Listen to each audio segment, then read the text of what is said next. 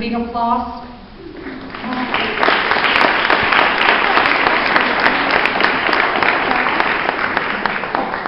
And Dr. Lablek is specialized in bioethics from Emory University, and he's a co-director on Catholic Studies, an assistant professor at the School of Medicine, and an adjunct professor on the Department of Religion.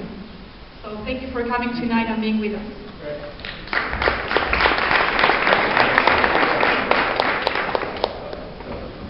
I'm so sorry that I'm croaking. I was climbing a waterfall that sounds much more exotic than it actually was, and tore my ACL and MCL. I'm just waiting for surgery. So if I flop over during this, I'm going to roll under this cloak table from embarrassment, and I'll continue with the slides. So I'm a bioethicist by training, and I'm interested in how the religions look at ethical issues and understand ethical issues in medicine and the environment. So that's what I study, with Catholicism, of course, being my thing. Right? This is where my background is. But in my field, what I see a lot of, and perhaps this will resonate rather well with you, is this very interesting quote that I think will really set the ground for our beginning discussion with ethics. I'm only going to wet your whistle just now. That could be a Canadian expression. But there you are. People don't generally engage in moral reasoning, but moral rationalization. They begin with the conclusion, caused up by an unconscious emotion, and then work backward to a plausible justification. I'm not sure if you agree with that, but in my field, very often, my students and the people that I work with, when you ask them about their opinions when it comes to euthanasia and contraception and so on and so forth, there's a very quick response of yes or no. But then when you ask why, there's a very latent response of them trying to figure out, trying to put the pieces together so that they come to that conclusion, right? And so what I try to do, both in the church and in the academy, is to get people to think. I don't mean to sound arrogant. When I was at home in Montreal, Canada, so I'm a long way from home, I was a director of religious education in my diocese. My bishop, this is a very short story since we don't have enough time, why not? My bishop appointed me to be head of religious education when I was 20. I told him, Monseigneur, you are making a mistake, which is something you should not say perhaps to your bishop out loud. And he said, Jorge, no, I think you're going to do well. On the first day, I went to an office. I couldn't believe I was going into an office. Anyway, went to the office of the diocese. I brought a pencil and a pad because I didn't know what else I was supposed to bring. And I wasn't sure what I was doing and why on earth I had been appointed to that position, but that's a long time ago and very proud. I made my way into the office, and I remember it was the first day when I received this phone call. I was in charge of sacrament preparation for the young. Right? The understanding is, stick Corey with the young. What bad could he do with that? Right? That's a terrible understanding of things about that. In my office, received a call. The woman on the phone said, is this Corey Lebrec? I said, this is me. She said, are you the guy in charge of sacraments? I said, I guess. And she said, I have a child who is of age for First Communion training. Are you the guy I sign up with? And I said, yes. What's the child's name? And she said, well, I'm a little bit hesitant about signing him up. And I said, oh, that's too bad. What's the child's name? And she said, well, do you want to hear why it is that I've been away from the church for 10 years? And I said, oh, please don't. Just give me the first name and the last name. And she said, well, let me tell you anyway. And as I sat there almost in tears, because I thought, here we go, this is all a punishment or something. She began to tell me this story. When she gave birth to her firstborn, there were some terrible complications in the delivery room, and she lost the child without any expectation about 2 hours after delivery. Right? And the child died.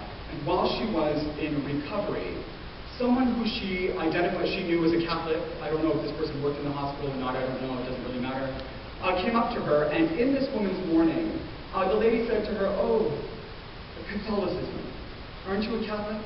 And the woman in her mourning said yes.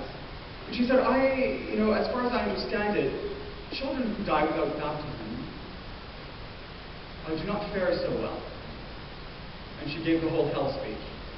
And the woman said, if that's the case, I can't possibly belong to a tradition that believes in that. And she left a church that she was so deeply, had a deep affinity with, She left the church for 10 years because of this one comment at the side of her bed in her time of mourning. And as she began to weep on the phone, I wasn't sure whether I should ask her to tell him again, but as she began to weep on the phone, I let her cry.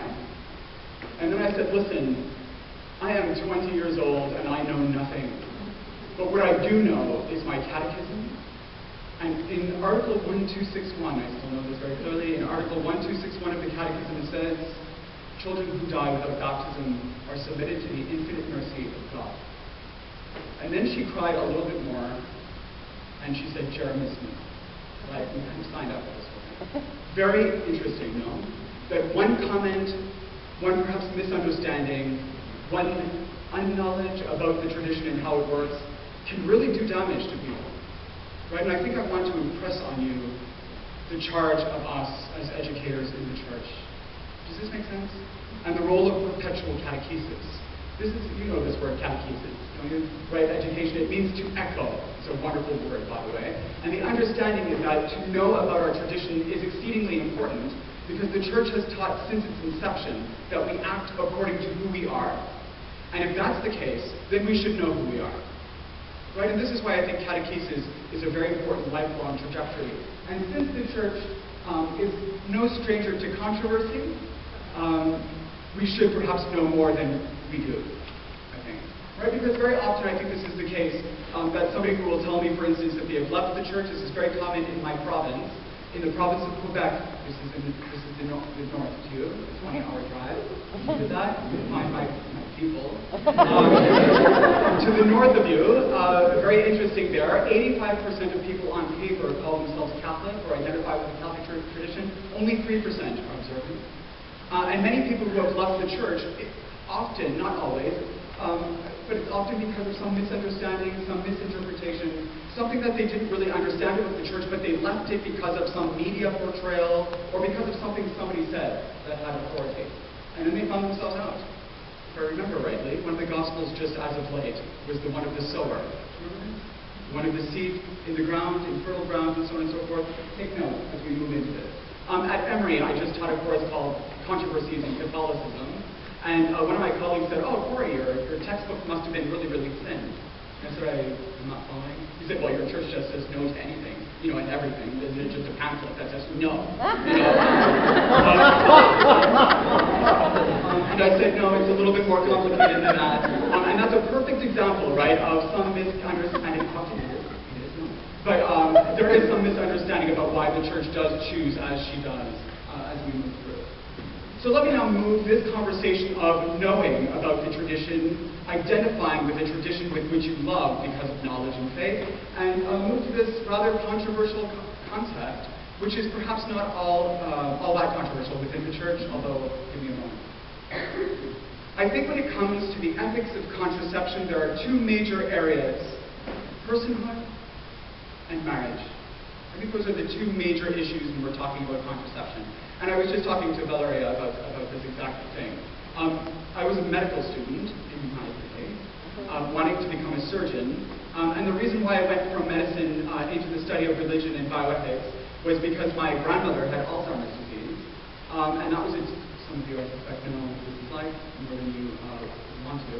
And as she progressed through the disease, people tried to comfort me by saying, you know, she's no longer the person you once remember. She's no longer the grandmother you once knew. And I took that to heart, but I didn't quite understand it. I quickly finished my undergraduate degree in anatomy, moved into religion and bioethics, and wrote my thesis on whether or not patients with Alzheimer's disease could still be considered persons from the Catholic perspective, and with a certain type. But I think this whole personhood question underlies much of the contraception. Personhood, and whether or not we are persons and what this all means, is at the center of every controversy, every ethics, every kind of question that we see in the church, from aging, abortion, euthanasia, which is very, very hot in my province right now. They are just undergoing legalization of physician-assisted suicide. There's been summoned by the bishops of Canada. Anyway, some very interesting things there. Stem cell research, assisted reproductive technologies. A lot of it really does come down to what we think about what it means to be a person. A question we've asked for at least 2,000 years. I'm still not really sure what it means. From dignitas personae, a a beautiful text written by the Vatican. The human being, you know this, the human being is to be respected and treated as a person from the moment of conception. This should not surprise you. And therefore, from that same moment, his or her rights as a person must be recognized, among which, in the first place, is the inviolable right of every innocent human being to life. We Catholics are renowned for this teaching. Renowned. Right? Because it does dictate, in many ways, how we think about abortion, how we think about all kinds of other things. Right? Are you all with me here? Right? And contraception largely hinges on this issue of bringing persons into being or choosing not to. Right? You'll see how this works in a moment. But I want to just bring this beautiful, beautiful passage from the book of Jeremiah to you. I almost wrote my dissertation on miscarriage and how miscarriage in the Catholic Church is treated. Right? Because if you look in the Catholic book in our funerary books, which you probably don't do for bedside reading, but if you look in the funeral rites of the Church, they are beautiful, by the way. They are very beautiful. Most of us don't really hear them because we are mourning as they are being read, and we are busy just like at a marriage rite. You're not really listening. Oh, excuse me. You absorb the goodness of these words later when studying.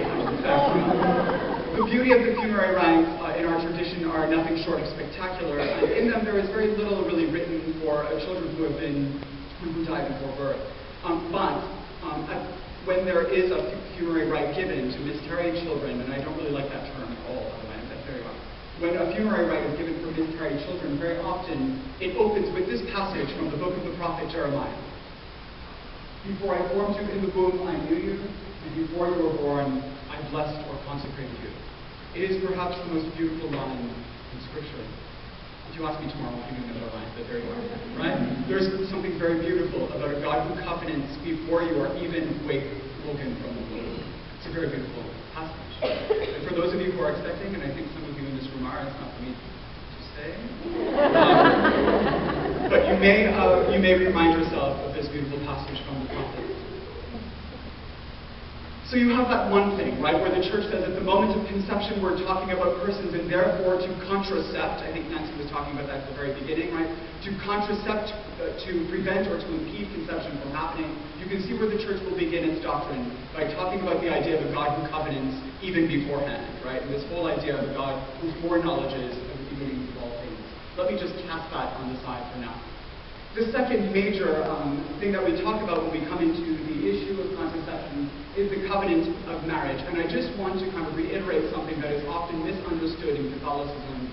The number of times people have said to me, oh, Corey, you Catholics, I'll express this way. You Catholics, don't you, that's how it starts.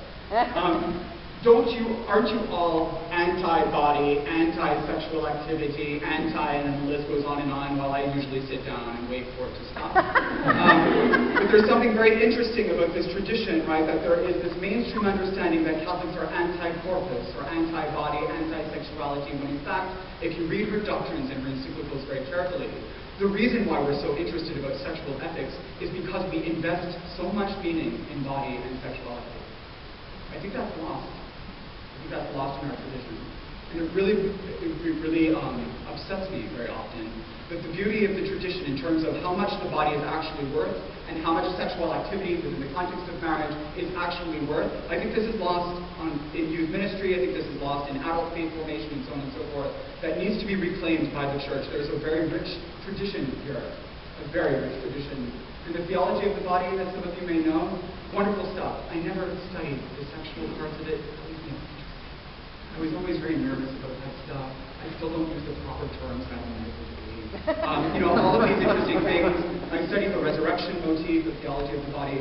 But if you can understand a tradition like ours, which is scandalous in many ways, because it says that an omnipotent, all-powerful God chooses to take up the weakness of human flesh and invests it with a whole lot of meaning, that's scandalous. That's scandalous. And it's the center of our faith. Right? I think we forget that the body has been invested with meaning by God who chose to assume it. And this is why we have so many ethics about how to treat the body. It's not because we want to be in the bedroom and in the kitchen and in everywhere you go and the Church is always lording over you, which in many ways you may. Right? But the understanding is that when there is meaning invested in these things, then of course the Church will teach. Right? They'll teach what she's handed on to you. And in many ways that's why I think catechesis is important. When I teach, I hand on the wisdom of the people before me. It is not my own. Right? It is not my own. And so the church has often asked this question about whether sexual activity should be contained for procreation only. And this has been on the lips of many, in fact, many of the popes in our past and many of our people. St. Alphonsus Liguori, who some of you may know, this wonderful saint, said that the genuine expression of marital love is bonus and et honestus, right, is good and honest. Right? There's something about sexuality within marriage that is very meaningful. That's where it belongs, according to the Church's tractate. According to the Church, there are two inseparable dimensions of marriage. There is the unitive and the procreative. You can probably follow with the second one, I think. The procreative dimension of marriage means that it would be good for you to generate, if you can. If you cannot, well, so be it, perhaps, right? And we can talk about that. That's a whole other can of worms, I think, and it deserves much more attention here. But the Church says that there are two dimensions that you cannot separate in marriage. There's the procreative, that is to generate life, and the first one is the unitive, which is the constant communal kind of representation of the spouses, and never the twain. Never shall you kind of separate between the two. The Church says very often when we speak about contraception, we are dividing the two dimensions, right? And contraception, according to the Church's law, is that we are rendering sexual activity to biology. And by doing that, we are making it like the sexual activity of the rest of the animal world. Right? That there's something unique about human marital sexuality, and it binds itself that way. In many ways, you'll see much of the writing of the Church saying contraception, renders sexuality merely biological. Are you all listening? Did we just see Plastico Nude, right? With Pius XI. Look what he wrote about contraception in 1930. Any use whatsoever of matrimony exercised in such a way that the act is deliberately frustrated in its natural, notice that word there, natural power to generate life is an offense against the law of God and of nature, and those who indulge in such are branded with the guilt of grave sin. This is not difficult to understand. The answer here is that short pamphlet. No. Right? Quite clearly from the 1930s. He also goes on to say this, nor are those considered as acting against nature, look at this, who in the married state use their right, the right to engage in the sexual act, in the proper manner, although on account of natural reasons either of time or of certain defect, new life cannot be brought forth. What he is saying here is there are times in a woman's cycle when she is not in her prime of fertility. And the Church says, if sex was only for procreation, then couples should only engage in the sexual union, right, the sexual union, when the woman is at the height of her fertility. And the Church says, actually, no, it does not have to be limited to that window.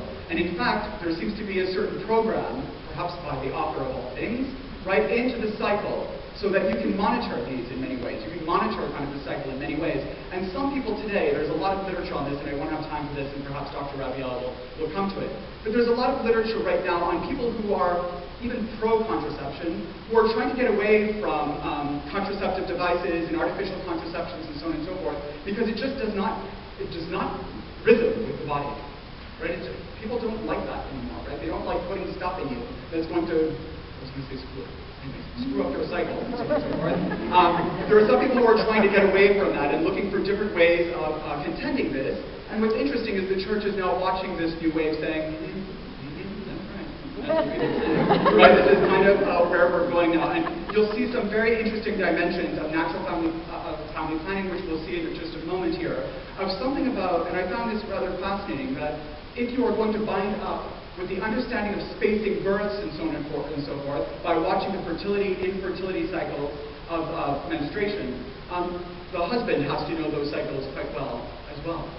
Right? And so when we talk about the union dimension or the unitive dimension of marriage, you better believe it, right? That we even have to know our bodies well enough. And in the marriage rite, we even talk about the communion of the body, right? The union of the body.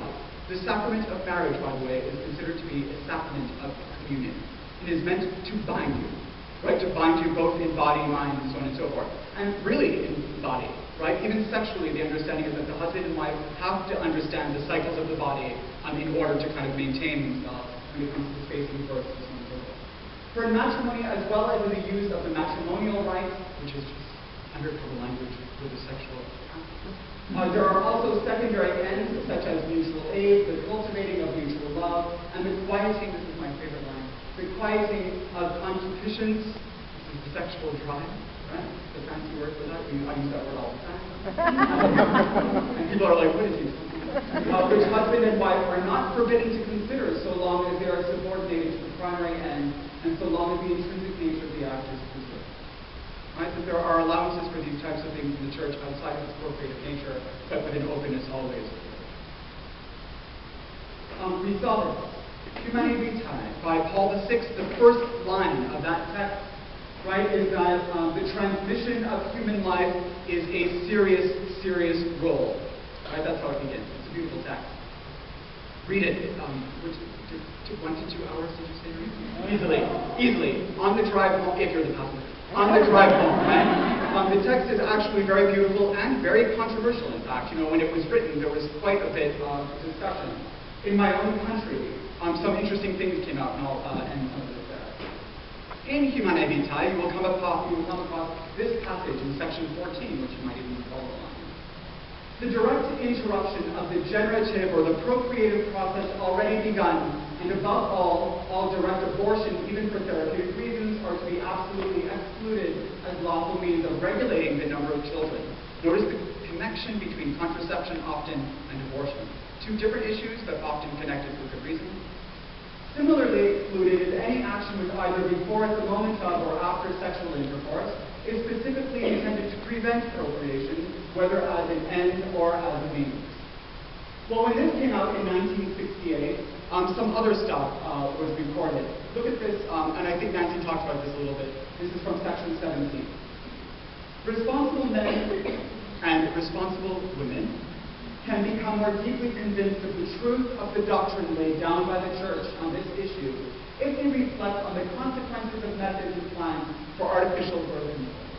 Let them first consider how easily this course of action could open wide the way for marital infidelity, that is a very interesting clause that we can discuss, and a general lowering of moral standards. Not much experience is needed to be fully aware of human weakness and to understand that human beings, and especially the young, who are so exposed to temptation, need incentives to keep the moral law, and it is an evil thing to make it easy for them to break the law.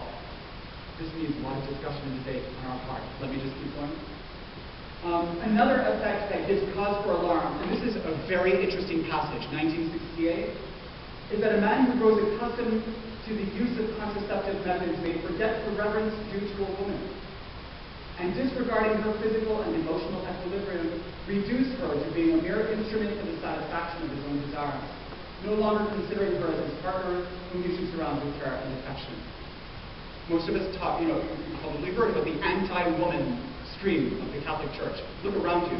The church is built by women and men alike, right? And there's a very strong role of women in our church. I won't even get into the Virgin, right, who has such a kind of high epitome in the way that we do things in our church and the way that we roll, but this becomes rather important for us.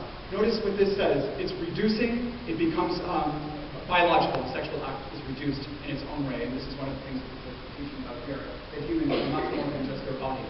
Well, when this was released in my country, like in North, the bishops of Canada wrote a statement of response. It's called the Winnipeg Statement. It's a very famous one, in fact. And in it, they wrote this.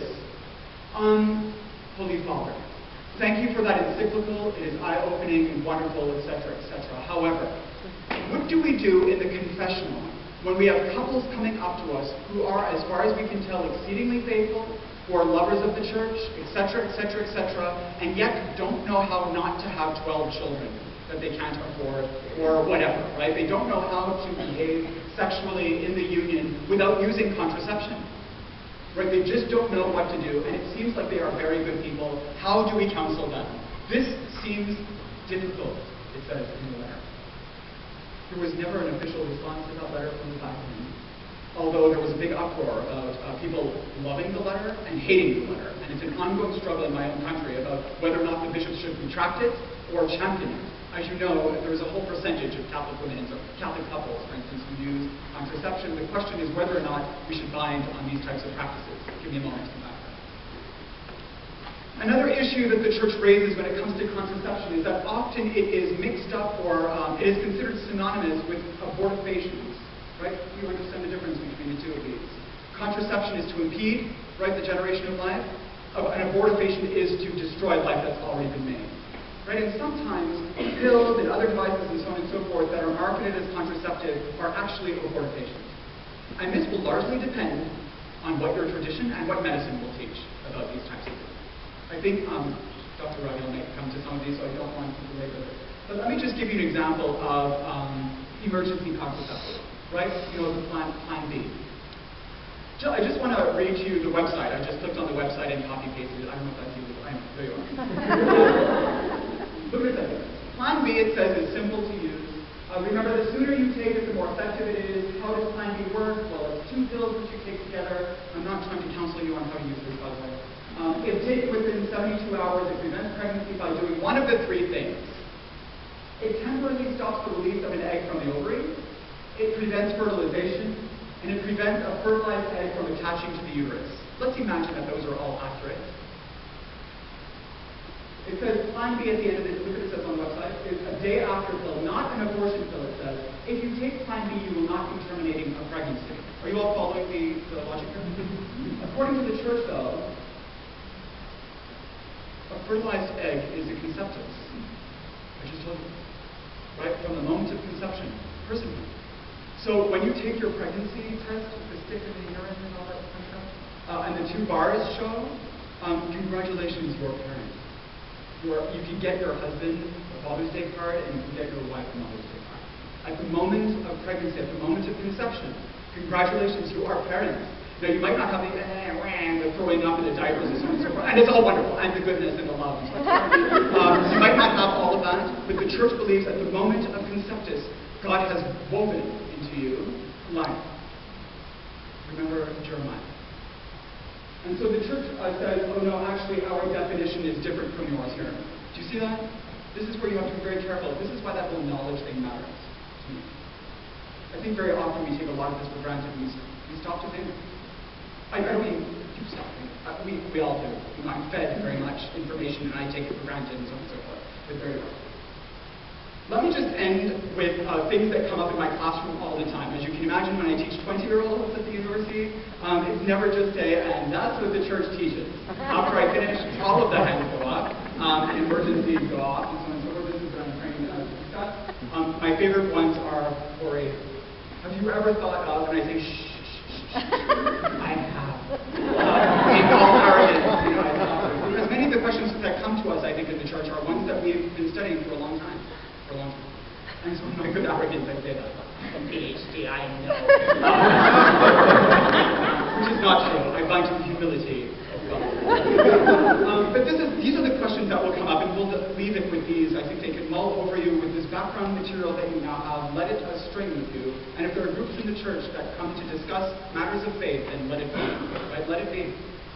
The study conducted by Reproductive Health Institute of Guttmacher found that 90% of sexually active Catholic women, that number goes from everywhere from 40 to 95. Anyway, it's a very difficult study to conduct. I don't know how you do it, by the way. I don't know how that works. 90% of sexually active Catholic women use or have used birth control other than church-approved natural family planning. Should the church change its teaching on these grounds?